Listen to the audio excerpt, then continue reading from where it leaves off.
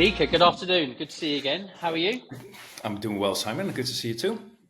Good stuff. Yeah, well, thank you very much for carving out a bit of time to record this episode with us today. Really excited to unpack a little bit of your thought process and wisdom around this topic. So really appreciate that. Thanks again. Yeah, I'll do my best to make it as interesting as possible for the listeners. I'm sure you do a great job.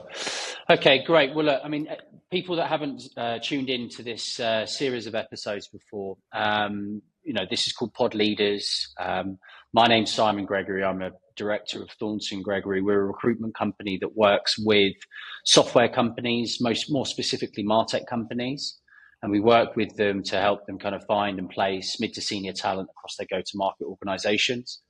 I've spent more than 10 years working in the space. And I think last summer, I kind of reflected on the time in the space and that I've met some amazing people who each have very unique stories to tell and viewpoints on particular topics. And, I thought it was a little bit of a waste, really, that we weren't, giving a platform or a foundation for these people to tell it to more people.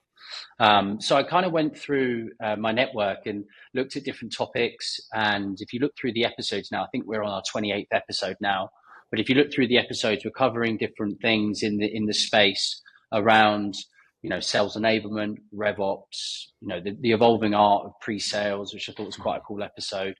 We did more regional stuff, which was like building teams and high performing teams in the German speaking market, the DACH, and then just general topics around go-to-market, right? And picking upon, different people that I've met, and, there's some common themes in there and there's some very different viewpoints. So I think it makes for healthy debate. I guess why I chose to do the episode today with Micah is, the episode today is called Building Remote.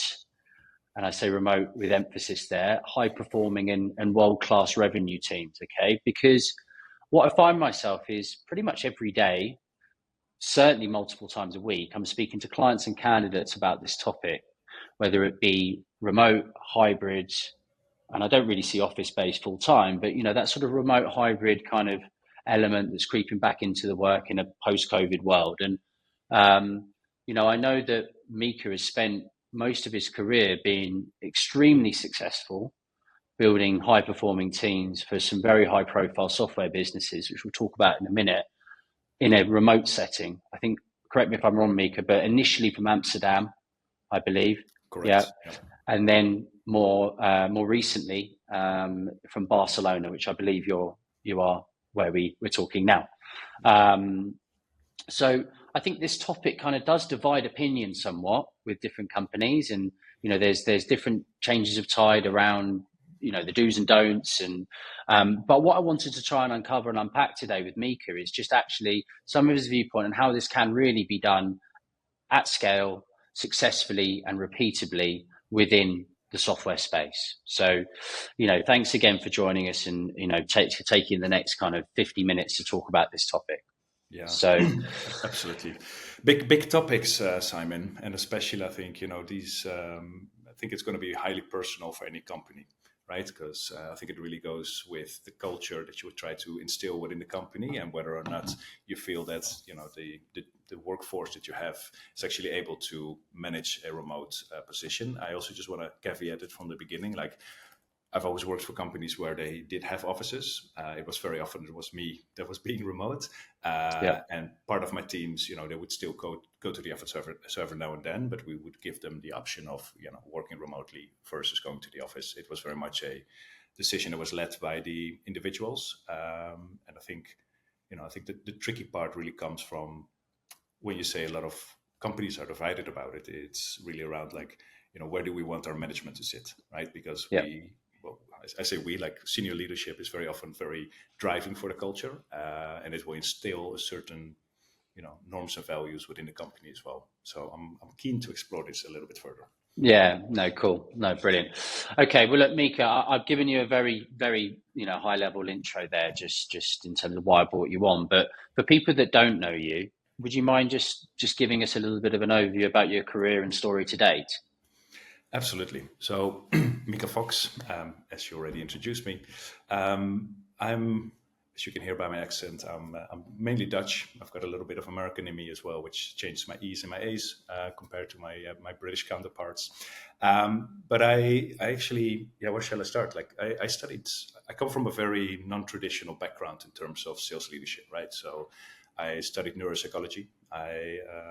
My specialization was in conscious and unconscious consumer behavior. While I was studying, and this is way back when, back in 2002, I actually started my own web design and graphic design company because psychology is a very theoretical thing. You talk about very big topics like memory, consciousness, attention, these kind of things. And I wanted to have a bit more of a, creative outlet as well. And I always loved technology, right? So I taught myself how to code, how to make websites, how to work with Photoshop, Illustrator, that kind of stuff. And I always thought I would end up in a advertising or digital agency, basically looking at, how do consumers behave on the internet and how can companies make use of that kind of insight. But to my own surprise, I ended up at ING, which is a Dutch bank. So for me, it was a weird thing because I was, very creative, very academic, and not very corporate in that sense. So it was really good for me to end up in ING because it gave me a lot of structure. And then I had multiple roles within ING. It was always around marketing. I started as an experiment manager, so basically combining my psychology and web design skills, so doing A/B and multivariate testings. This was like back in 2006, just before the financial crisis. And I spent about 7 years at ING, and every 2 years I tried to change my role a little bit. And that's something you see through my entire career. Like I'm very much driven by learning things and acquiring new skills that I think can help me for my next step. So ING, in the end, I was actually responsible for their global social media strategy at ING Corporate. So I was wearing a suit every day just to make sure that people took you seriously, because that was one of the learnings I had early on at ING is if you come in sneakers and a t-shirt and jeans and you're trying to sell an idea to the very corporate directors at the bank, you were not always taken seriously. If you were an agency, you could do it. Outside people, that was always their strength. But if you're an internal employee, you got to dress the part. So I think that's definitely something I learned at ING, is to dress appropriately for the occasion. But then I got in touch with Salesforce because actually I purchased a piece of software, Radian 6, that was then acquired by Salesforce. Mm-hmm. And I was very lucky actually to meet some folks at Salesforce. And I was just looking at the company. I was like, gosh, this is a company that's inventing the future rather than following it. Because I think everybody knows that banks are not the most innovative companies out there. And so that's how I joined Salesforce. And because of my experience in social media, they were looking for somebody to help them roll out a social listening and monitoring program at Philips, a large Dutch manufacturer. And that's what I did. Like I moved from a very cushy corporate job straight into an environment at Salesforce where it was, lots of targets, high performing. I'm always joking. My first white hairs came from that first 3 months at Salesforce. No, honestly, it was, I was part of a very big digital transformation program with Accenture. I was just literally thrown into the deep.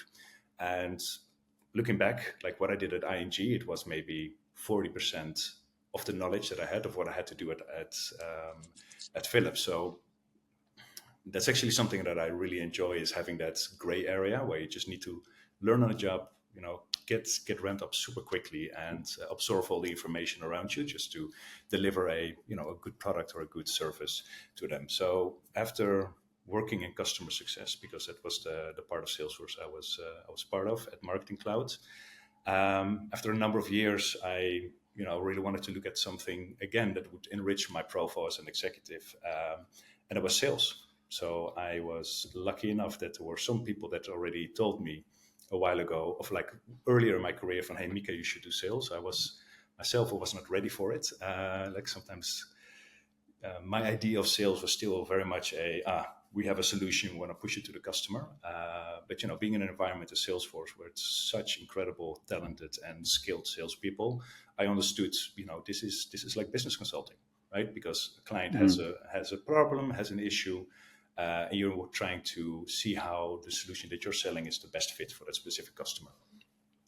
So yeah, that's pretty much how I ended up at Salesforce. And then after a while, my sales career kicked off nicely. I was successful as an individual contributor, but I always had teams. Like, I love building teams, I love creating a group of people that, is more together than the sum of the individual parts. So I was basically ramped up to become a sales leader in Salesforce, which meant I had to learn a lot about individual selling in about 2 years' time. So I started out with enterprise, the DMP solution, working in the DACH region. And after that, there were 2 products from Salesforce, Social Studio and Advertising Studio, that just had a very high volume of deals. So I was put in that position on purpose just to get a lot of experience, get a lot of exposure to deals, mid-market, enterprise, high volume. I remember there was a moment that I was literally doing something like 3 presentations a day, like 3 pitches a day, like a lot, right? And again, like, I was one of my team was one of the specialist teams for the entire DACH region, which was a significant portion of Salesforce's business and marketing cloud. And after getting to a sales leadership role in Salesforce, I actually I started to notice that the company, I spent about 7 years there, like, it got really big, right? It was already large when I got there, but it got really big after a while. And I got something new in my head. Again, like, it's always about learning. Like, I really wanted to learn how it is to build and scale a company. And within Salesforce, you don't really have the opportunity for it, right? It's an amazing school, but you get a team, you get a territory, you get a target. And that's pretty much all the influence that you have. So yeah, I really wanted to do something where I had more freedom to, come up with my own strategy, have more influence in the direction the business was taking. And that's how I got introduced to Braze. I knew it mainly because their CRO, Dan Head, was a former colleague of mine at Salesforce. And we always stayed in touch. And I just basically went to him and said, like, hey, don't you have a job with me? That's very often how I do it. I use my network to see if something interesting is there. And they were looking for a sales director for the EMEA region for enterprise business. So that's how I started at Braze.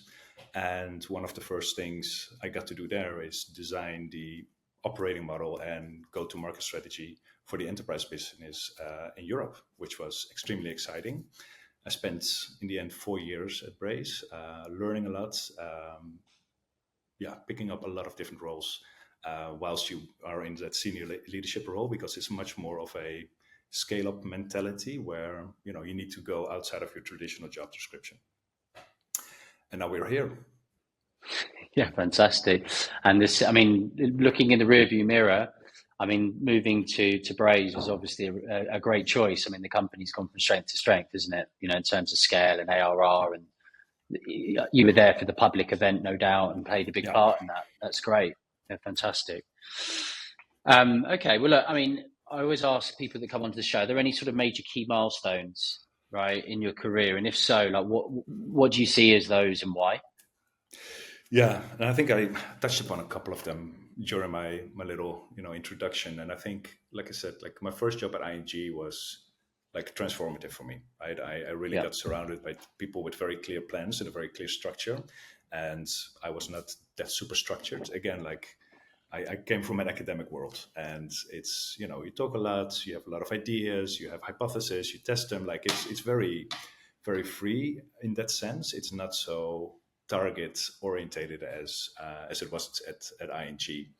And I fortunately, I had my first real manager that I had was at ING, Arnoud. He really helped me to be very concise in how I look at my time, where I spend my time, how to prioritize different tasks, etc., etc. So yeah, structure from ING.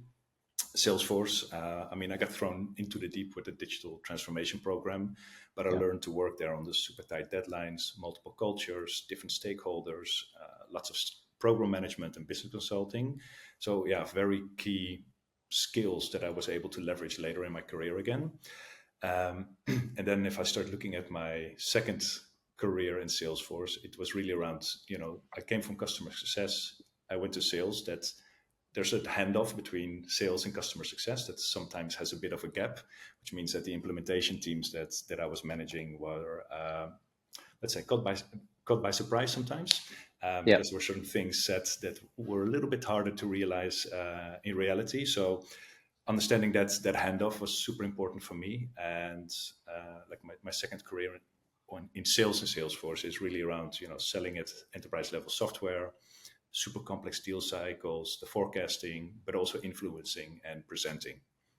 And then with Braze, again, I was maybe a little bit out of my depth in the beginning, but because all of a sudden I was not used to having that much responsibility, right? Like I said, with Salesforce, it's very siloed, which is good. People know exactly what they have to do. But the kind of ambiguity is really good for me. Like I love to, think about things that are just a little bit outside of my direct responsibility. So I was able to adopt it quite quickly at Braze. But yeah, creating those org designs and go-to-market plans and a strategy and looking at partnerships, that was such an interesting and super useful skill set that I picked up at Braze. Yeah, I bet. I know you can't change how your career's kind of petered out, but do you think if you'd landed at Salesforce straight in a sales role, things might be different? Or do you think you would have just, because you're that kind of personality, do you think you would have had the amount of success in that environment? I think it was by not being I call it a classic sales leader. I think actually for me, it's really an asset. It helps as well a lot with customers, right? I think the way that I approach things and I look at things, it's not typically in a salesy kind of way. And ultimately, it doesn't matter what you sell, right? It's people business. If you're able to create good relationships with people and they don't feel that you're trying to sell them something, but you're there to be collaborative and solve a problem with them, that has made a difference for me as an individual contributor, but also, the kind of training that I've been trying to give to my team. Yeah. I mean, you joined both Salesforce and Braze at amazing times of growth and evolution, I guess. Are there any kind of major kind of consistent learnings that translate into both those environments, or is it just right place, right time? Yeah, it's a little bit right place, right time, but both companies are very different in terms of maturity and size, right? And that has such a profound impact on how growth is perceived by people. I mean, Salesforce was it was a name in the industry, right? Everybody knew them already. So there were a lot more volume of deals, like very high volumes of deals. But the responsibilities that you had were very clear and very siloed, right? You have to work with a lot of internal stakeholders across a lot of different countries. While at Braze, everybody, and especially the senior leadership, had a lot more responsibility that's outside of the formal job description. So there are many learnings, but I think if I want to focus on stuff that I used at both companies, it's really a mix of strategic thinking, operational execution, and people management. That's really been at the core of my success in sales leadership. And what was good with Salesforce versus Braze, I was able to observe a lot of those things during my time at Salesforce and then implement those for my role at Braze. And if I can make things specific, if I select 4 of them, it's around scalable sales processes, right? So implementation of a very structured, repeatable sales methodology. I like MEDPIC a lot. I like value selling very much. It's really crucial for sales leaders to look for something that can help them to scale their operations effectively, but also create a consistent way for your team to operate. And as long as everybody is blowing on the same whistle, so to say, you hear the same kind of music.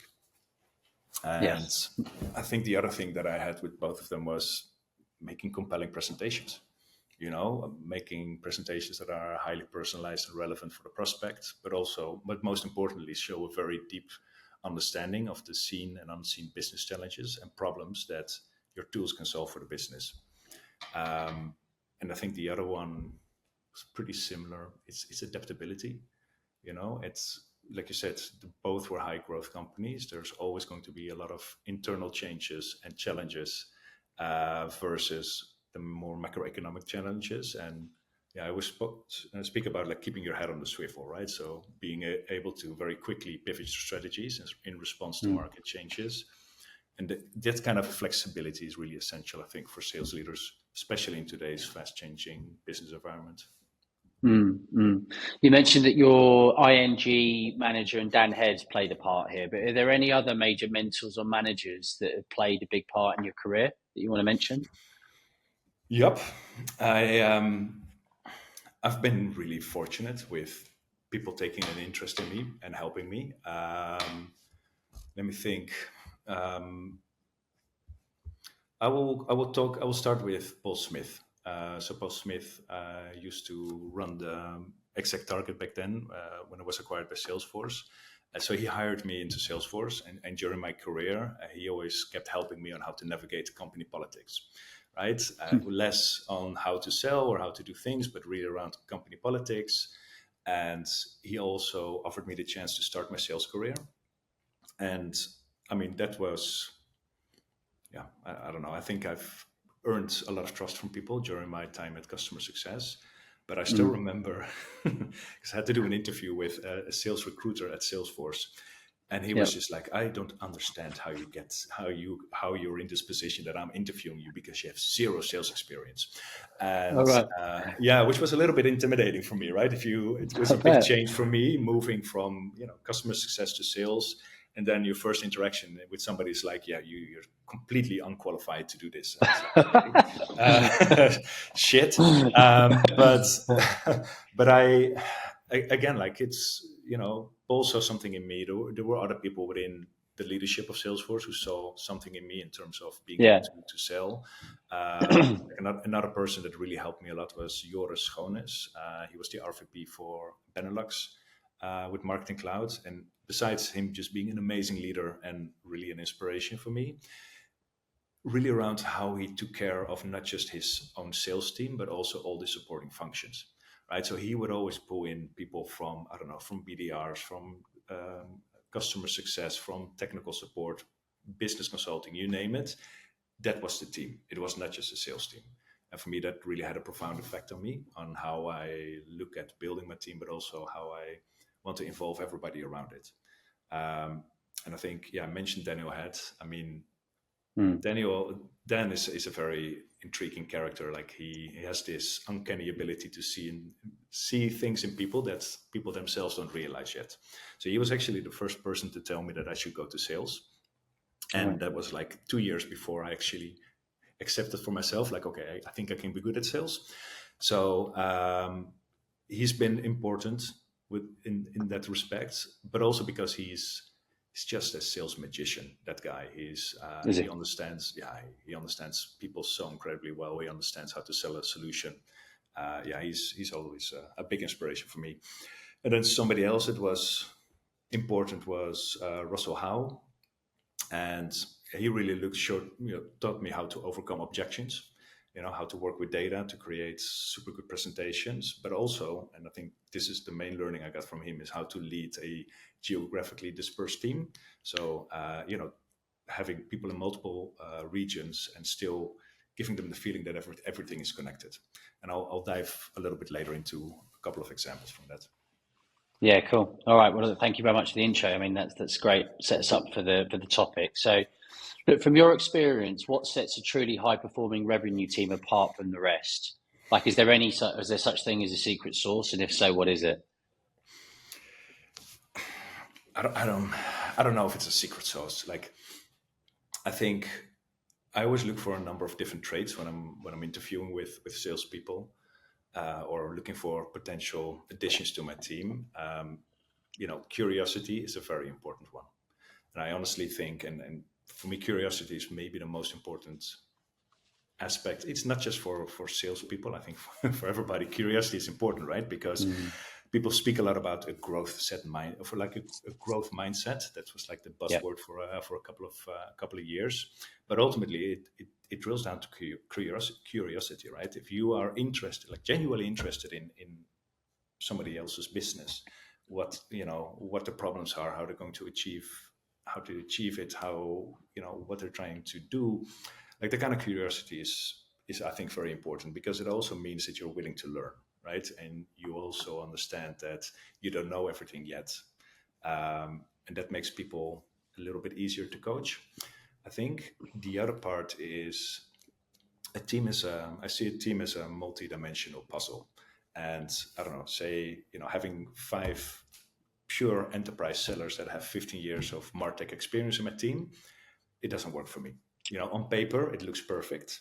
But actually having a combination of different skills in the team where people can learn from each other. I always look at, what are the strengths in my team? What are the weaknesses in my team? And everybody has strengths and weaknesses. And I much rather focus on improving the strengths of people versus trying to make a weakness a strength, because the amount of effort and time that you have to put in terms of coaching, education, etc., to go from a 4 to a 6, having somebody go from an 8 to a 10, it's going to be a much bigger effect, right? So I much rather have people with different skills in my team so they also can learn from each other, and I'm not the only person there to show them how to do it, right? Because I've got my own strengths and I've got my own weaknesses. So not really a secret sauce. It's just like I said, multi-dimensional puzzle that you're trying to solve. But overall, curiosity and humility and kindness are extremely important traits for me in anybody that I hire. I hear quite consistently curiosity. Like, people talk about people being smart. I know that's kind of subjective thing as well, right? And coachable, those types of things. Are there any other unusual traits that you look for, that you want to call out within your kind of qualification criteria? Yeah, passions and hobbies. Like what do you do Cool. outside of the work floor, right? And competitive sports players, interesting. We Yeah. actually had quite some ex-military in Braze All that right. were, they went from a military career to a sales career. They consistently were very good I bet. at that role, which was a bit of a surprise for me. But no, it's really looking at outside of the job description. Look, I don't want to be cynical, but I'm also aware that when I'm interviewing a salesperson, I mean, they're a salesperson, right? They're going to sell themselves in the best light possible. So throwing them off their game a little bit and pivoting, in the midst of an interview towards a more personal layer of their experience in terms of, what do they do for fun? What do they do to relax? Because we all work in like a high stress environment. That tells me a lot about how people can cope in a work environment as well. Mm. The other thing, I think it might be a classic one, but still going to mention it. How do people deal with setbacks, right? And what do they learn from it? And the response, and this is maybe the psychologist that comes up in me again. Like I find it very interesting to see whether they externalize or take responsibility for their part in the setback, right? And people that externalize, for me, immediately are people that don't take. If you spoke about coachability and understanding, how you can improve. If you externalize, very often you look for outside reasons for why you failed rather than looking at your own performance or your own behavior. So that's a little test that I do. Yeah, no, it's cool. No, it's good to. Some people come up with some unusual answers to that question, but that's really interesting. Um, so if we think about the whole show as being in the remote setting, so how do you build culture where people actually want to show up and push themselves to kind of crush the goals? Are there any, it's obviously a challenge when you're not in front of people all the time, but are there any tips or tricks or ways that you structure things to be able to keep people in line and motivated? Hmm. It depends on the person, but before we I can get very complex in this this reply, so I'll keep it straightforward. Look, accountability is very important, but accountability for me is not just like, hey, I'm monitoring what you're doing. For me, it also means a sense of ownership and perceived control, right? So as long, at least what I've found, as long as people feel that they have a certain way to control their environment, it usually motivates people a lot. The moment that you lock everything down and they can only do what you're telling them to do, it's going to decrease the motivation like insanely, right? So we're also all social beings, right? And we need to have this feeling of shared goals, of community, of accountability. I try to come up with an identity for the team. So, for example, at Braze, in the last 2 years at Braze, I was responsible for the Southern EMEA region, and we had the hashtag Sunny South. Right, the Sunny South. That was like the team. I don't know, the team logos. Every time that you're communicating wins, it's hashtag Go Sunny South. I would come up with themes for the year, and these were very high level themes. It could be around creativity or adopting new technologies, or have 4 or 5 different themes that across the team you communicate. Hey guys, this is the things that we're going to focus on. And at the end, and this is something I got from Russell Howe, is like, at the end of the quarter, you do write-ups about how everybody has been contributing to those common goals. And I think, acknowledging people for the work that they've done, it really helps to make them feel responsible, but also motivate them a little bit more. Off air, we spoke a little bit about that, didn't we? And that some people get it wrong and just bring the salespeople in, and pat them on the back for closing the deal. But I think anybody that's sold at any sort of transaction level or enterprise in particular knows it's a team sport, isn't it? So I think that's a great lesson. Yeah, absolutely. And because everybody's involved, right? And again, I mentioned Joris, like he was really good at it. And what I try to do is give people recognition for the work that they do. And like you said, not just the salespeople, but customer success, the BDRs, the legal team, solution consultants, like everybody. But also make sure that all those achievements are not just being seen within the confinement of the team, so to say. But if I write those write-ups, the C-suite is tagged into it as well. Because I want everybody to see the amazing job that the team has done. No, that's cool.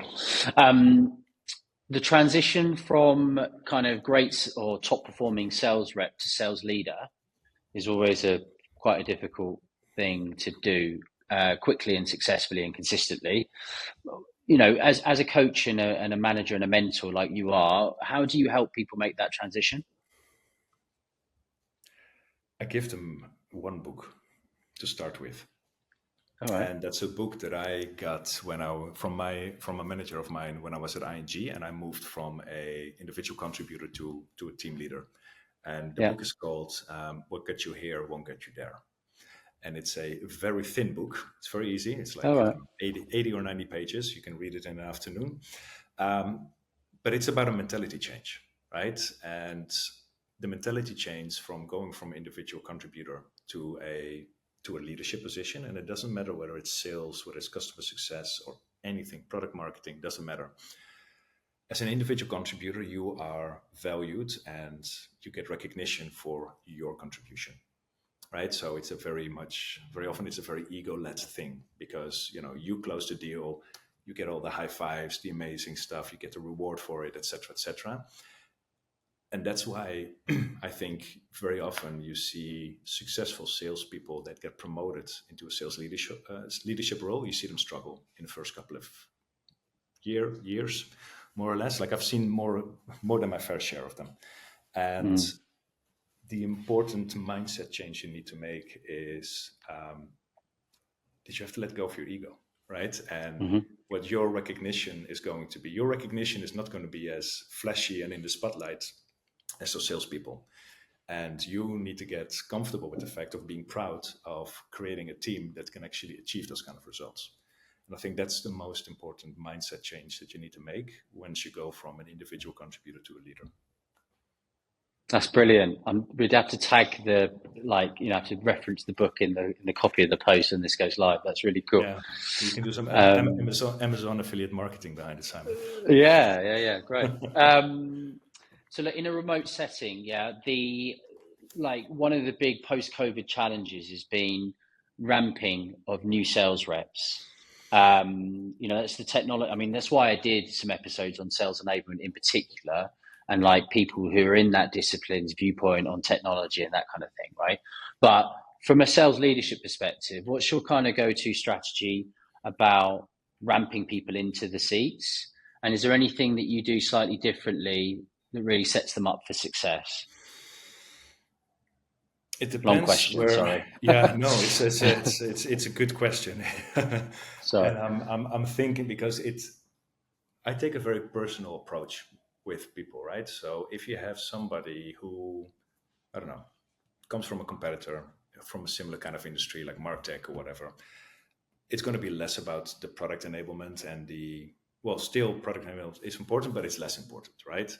Versus somebody that comes from, I don't know, I had somebody that came from DocuSign, which was a very Yeah. transactional, one-way, low-value kind of thing, but identified something in him. So, he needs a different approach from an onboarding perspective versus somebody who's already more versed in selling MarTech solutions or having complex deal cycles.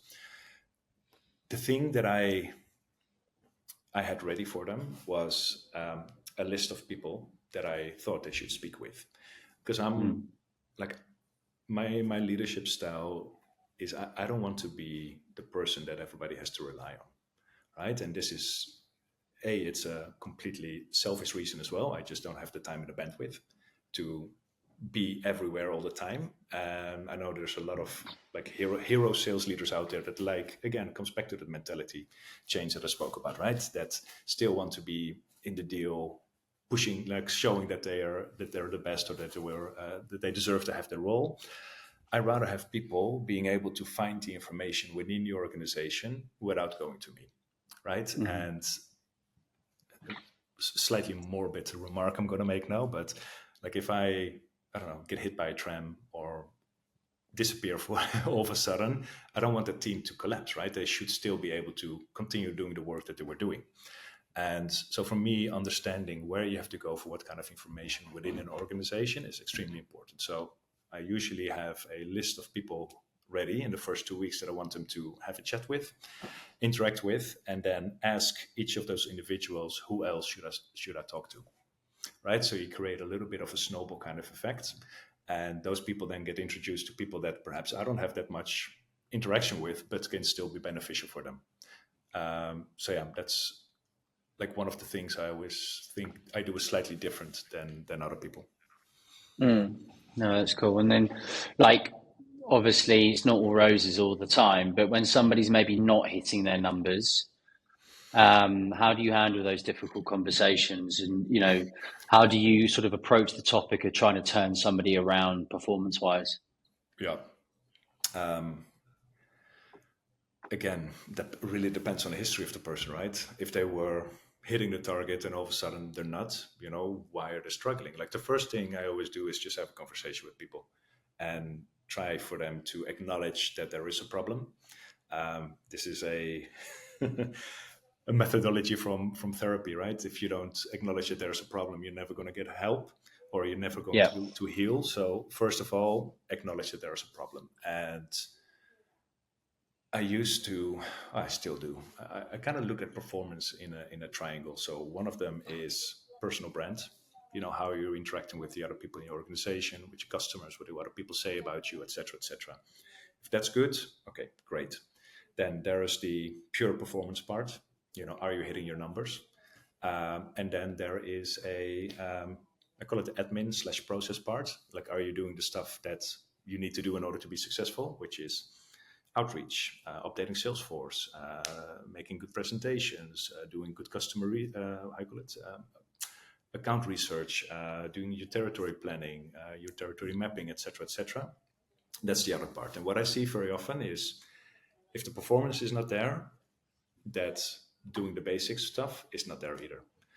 Yeah. And sales leaders have at their disposal extremely granular data, depending on the company you work for. But most of the two sales companies where I worked for, at least where I had a sales role, I could see it up to the individual amount of emails they sent out, phone calls they made, how often they updated their records to Salesforce, etc., etc. So there's a lot of data that will help you to give a very objective view of the situation, right? And then you start drilling down and start looking at the metrics first. Like, okay, there's not enough outreach, there's not enough of this. And then again, you talk to the individual, come up with a plan. And this is, it doesn't have to be an improvement plan like a PIP, it can be a coaching plan. But then it becomes super important that people do turn around within the period of time that you give them. And most of the time I give a month, and they need to work on X amount of topics, and we track it on a weekly basis, see how they're getting along. The other thing that's very important in this process, any process where you give feedback, is checking up halfway to make sure that the feedback is understood, right? Because if you delegate things or you're telling people to do something, I've seen it that people don't necessarily 100% understand the task that they need to do or what they need to achieve. And if you don't follow up halfway, everybody's going to get disappointed, right? So following up halfway and saying like, hey, how are things going? Do you understand what you need to do? That way you open them up for saying, for example, I'm not really sure how to do X, Y, Z, instead of being in a punitive environment where if they don't hit X, they're going to be out, right? So this is a collaborative program. I found it really hard in the beginning to be strict with people, because my personality type is like, I want to give people a chance, and I believe that people can change. Yeah. But that's not always possible, especially I have quota carrying individuals.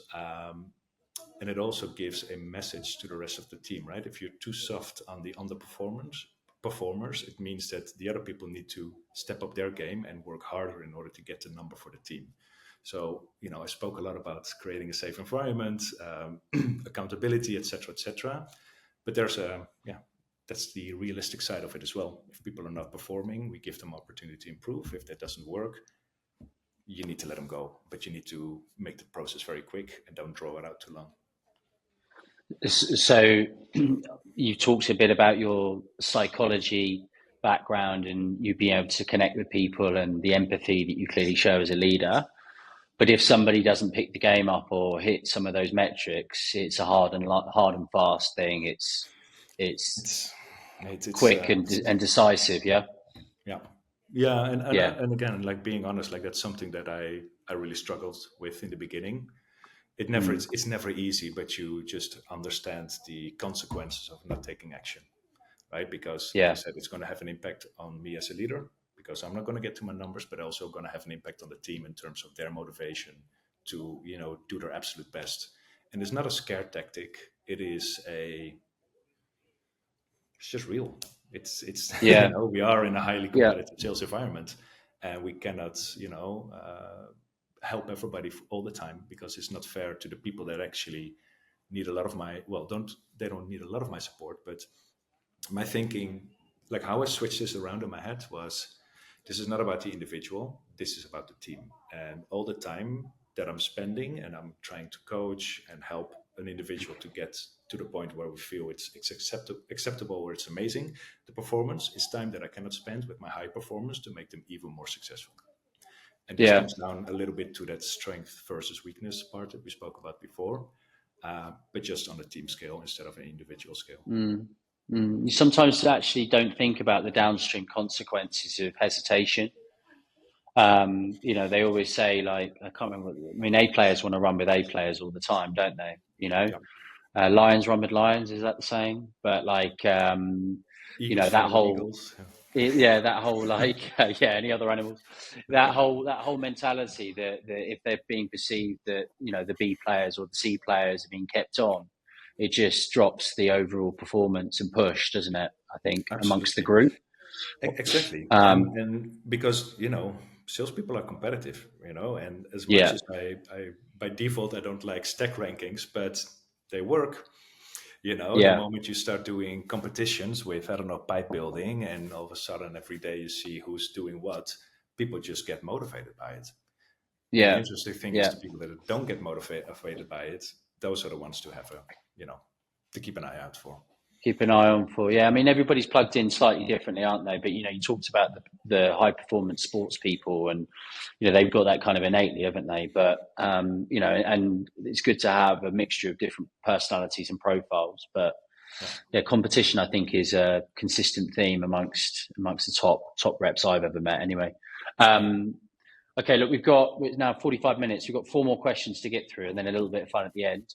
So look, how do you make sure sales, marketing, and customer success are all rowing in the same direction? You know, obviously what's within that, are there any ways that you kind of structure your, strategies or weeks or months or quarters to kind of break down silos?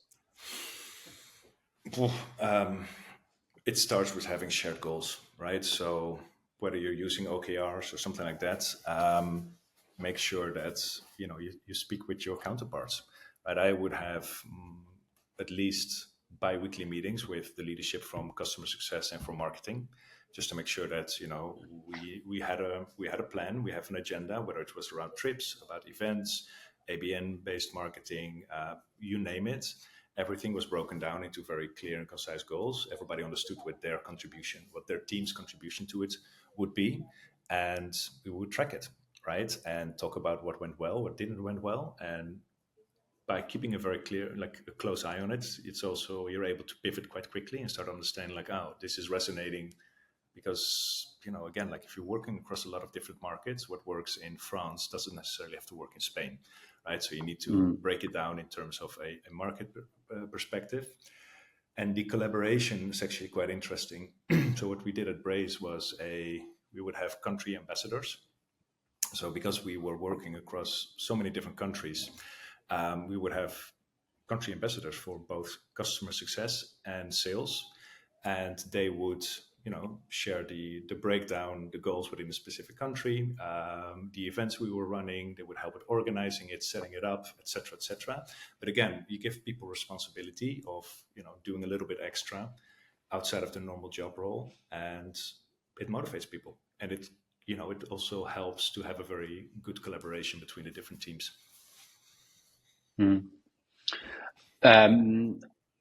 So that kind of bleeds into the next question. What kind of, you said shared goals, right? And like creating the North Star, but what other kind of incentives or bonuses do you find really, apart from money, really gets people fired up, right, to hit their goals? Let's not talk so transactional, but No. How do you balance the kind of short term and so tactical and strategic elements of that?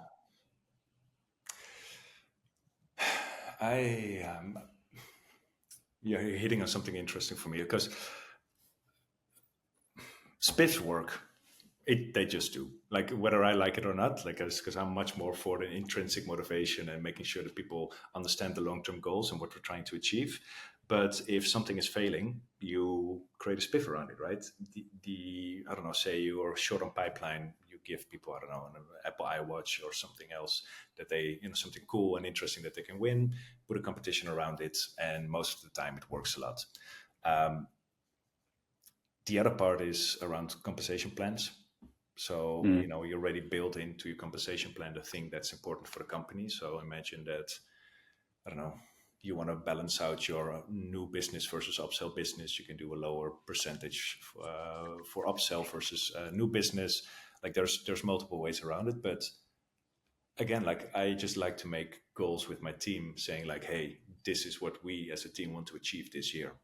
And we do it together with customer success. We do it with marketing. We do it with the BDRs. We break it down into quarters. And every quarter we'll look at how we're tracking towards those goals. And usually I just want it to be better than all the other teams. So if it was South, Central, and the UK and UK and Nordics, I want it to be better than those teams.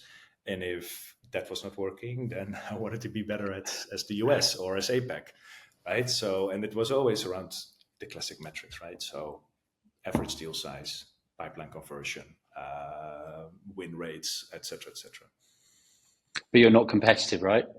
No, I can see it in your face. Look, once the game starts, I don't. You're in. Yeah, of course, I'm in it. No, I mean, no. Fuck it. I'm sorry.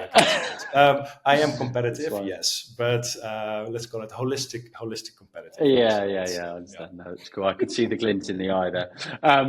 Look. Hypothetically, you built your killer team, yeah. You've got the guys in the seat. You've got them ramped. They're doing some good stuff. burnout is a real thing, especially in the kind of the intense environments that you've been, like the kind of demand that's put on these people. How do you strike the balance between, shoulder to the wheel and having people that drop out through burnout? Yeah, again, you need to keep a close tab on all your people, right? And even like even if you're second line leader, as I was at Braze, I would still check in with everybody in my team on a monthly basis. Just have a one-on-one with them, because I think it gives them an opportunity to say the things that they don't feel comfortable saying to their manager. And I always try to create a safe environment where I would share with them the things that were not going well for me or that I was struggling with. Yeah. To a limit, right? Because I think my role has always been to create a playing field that's open for my teams, which means I think everybody that has been in leadership positions will recognize this.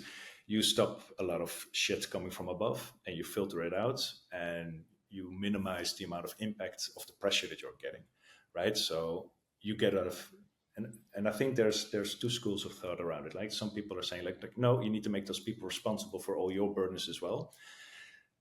And I kind of don't believe that. Like I think the job of a manager is to translate those kind of burdens or the pressure that you get from above into something that's manageable for the team. And by having the discussion with them about, hey, this is what I'm trying to do. I'm trying to give you that level playing field. What's stopping you from executing or being that A player that I know that you can be? It's about, it's communication, man. I show my vulnerability to them. Like I'm completely okay with it. Like I said before, my team will know what my strengths are and what my weaknesses are. And I find it super important that people feel okay with sharing when things are not going well. And interestingly enough, I found that guys are actually better at sharing it than a lot of women are. And I think it's mainly because women in the sales world, they have to work. I think they have to work harder and have to be, at least for their perception, like tougher than men in order to do so. And they don't want to show weakness. But again, I think it comes down to creating individual relationships with your team. And if somebody does get, and I've had it, I've basically told people to take 2 weeks off because I just see them burning out. But very often it's about not maximizing high value actions and behaviors, right? So one thing is asking like what's going well, what's not going well, but empower them to create a rhythm where they feel in control. And sometimes it means going over their agenda and just saying like, that's not relevant, that's not relevant, that's not relevant. This is your focus on this. And I think the downside of working in, like I always used to say to people, like you're the CEO of your own territory, right? And some people run with it and they take up a lot more responsibility than they actually need to do. And ultimately their job is to sell and get to the number.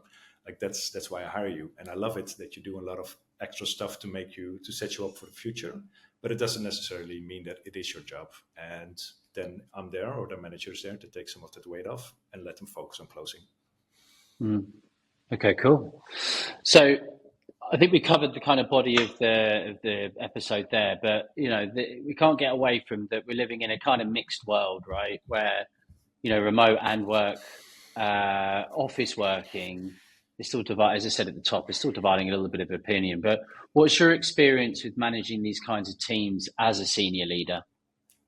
A lot of travel, man. Times in airport, no, honestly, like that's it's not a sacrifice. Like that's part of my job. And I've had people in Paris, in Berlin, in London, whilst I was sitting in Barcelona. It just means going over there and showing your face. But when you do it, like here's one tip: don't book your day full of meetings. Right. So very often what I would do, I would be once every 2 weeks, I would be 4 to 5 days traveling. I would go to an office. I on purpose would keep my afternoons free, stuff as it is sometimes. but keep my afternoons free so you can walk around the office and just have random interactions with people, or people will always come up to you, hey, can I have a coffee? What's the use not to do that when you're in an office and you're just back-to-back meetings? So that was something that I was very, very deliberate with blocking time in order just to have conversation with people. The other thing, again, it comes down to having that shared identity and people understanding what we're trying to achieve. What's the goal for the quarter? What's the goal for the year? How are we all contributing to this? And trips. So I would use every occasion that I would have when we were, flying to South Africa or to Tel Aviv or to Dubai or whatever. We would have multiple people coming, not just sales, very often customer success, soul cons, etc. I would always take them out for dinner. Like, it's a very simple thing, but always take people out for dinner and don't leave anybody behind. Invite everybody, show them a good time, laugh about things that went wrong, celebrate the things that went right, and then and learn something new about people. And I think taking that relationship out of the pure work environment is crucial. Yeah. It's interesting. The world we live in, where the world is 30-minute blocks of Zoom calls, it's funny that you have to deliberately, not funny, it's very smart. It's not funny, man. It's not, it's definitely not funny. No. But it's smart that you purposely block time to walk the floor. Like, I can see not a lot of people doing that and getting almost frustrated by the fact they're shackled to the desk. And losing the opportunity. Yeah. What's the use to sit in the meeting room when you're in the office, right? And I honestly, I think I always told my teams as well, it's like, if you got a lot of work to do, if you're preparing a presentation or you're doing something that just requires a lot of concentration and big blocks of time where you just need to sit behind your laptop and just, punch out stuff, do it at home. But use the office also as a social interaction place. Yeah. Right? And I think, and again, it depends on the seniority of the individual. Like, if you have a couple of years of sales experience and you're still absorbing and learning, there's no better place to be than in the office, because you're hearing things, you're picking up stuff, you hear somebody have a problem and think, oh, damn, I've got the same. And you can solve something in 5 minutes, right? Instead of having that 30-minute block where you have an interaction with somebody like, oh, I want to help with this. Yeah, it doesn't work. The other thing, last thing about it, like, you just have to make sure that people really take their time off and log out on time as well. And I know it sounds contradictory to all the high performance, super fast paced environments that we live in, but think about the psychological strain that you have with having those 30-minute meetings where you switch from tactical to strategic to fixing a customer issue. Like, there's so many mental shifts that you have to make during the day. You really need to be very deliberate and conscious about taking time for yourself, because honestly, like at the end of my 4 years at Braze, I didn't always do it, and I start to notice, right? Your decision-making skills go down, your ability to retain information goes down. Like, there's a lot of cognitive faculties that start to diminish because you're just constantly in a stress state. No, brilliant, Micah. Thank you for that. It's been, covered that topic, and I think that's uncovered some amazing kind of insight and be really, really great for our mutual audience. So, like, just to kind of finish up, as we've got 90 seconds, just a little bit of fun, okay? So it's got to be the first answer to my question that comes into your head, right? Okay. No major thinking, please. Ready? So, favorite piece of tech or app you are using at the moment? Claude by Anthropic. Cool. Night at the disco or night at the restaurant? Restaurant. Okay, cool. I thought you might say that. Favorite food? I love food, man. It's such a. That's not an answer. No, I know. All of it except for pork and raw shrimp. Like. What's your favorite food? What's one dish? Okay, one dish that you can wake me up for: pancakes. Like a good stack of American pancakes. Okay, cool. Favorite movie? The Matrix. Great movie. If you were to describe yourself in 2 words, what would it be and why? Smart and kind. Okay. Oh, actually, no, cut this out. I have to say curious. And Keep smart. I like smart Keep more. smart, yeah. Okay. No. Can you tell me about your proudest moments in your career to date? Yeah, I had. Again, like this. Yes, proudest moment. I couldn't talk too much. So proudest moment in my career to date, like seeing somebody that I hired from a completely different industry where I really saw his potential, like hit his number in his first year. That's like, Brilliant. I'm super proud of that. I want to ask, is that the DocuSign guy that you mentioned? It is. Oh, brilliant. No, yeah. Okay, we won't dig into that, right? No, I'm not Okay, going to reply. Yeah. Yeah, that's fine. All right. Favorite place that you visited on holiday or just generally visited in your life? Japan, Tokyo. Cool. Last one, and we get all sorts of funny answers to this one. If you have a guilty pleasure, what is it and why? If I have a guilty pleasure, pain de chocolat. I'm Okay. like everywhere I go, I will try the pain de chocolat, and if it's good, then it's for me that's a sign of quality of the place. Perfect. Okay. Well, look, thanks for being such a good sport. And Micah, if anybody wants to get in touch with you, like when the episode goes live, and pick your brains on anything we talked about today, what's the best way to do that? LinkedIn, hands down LinkedIn. Yeah. So yeah, just find me on LinkedIn. Look, I've been coached, and I've been helped by a lot of people. I'm doing quite a bit myself now as well for like random people that I don't have any relationship with, because I love to give back. So if anybody's interested in learning a little bit more of how I approach certain things, feel free to reach out. Yeah, great. Okay, well, thanks again for taking the hour with us today. Thanks, Micah. Really appreciate your time. Pleasure. All right, Simon, thanks for inviting me. It was a lot of fun. Thank you so much. Great. No, brilliant.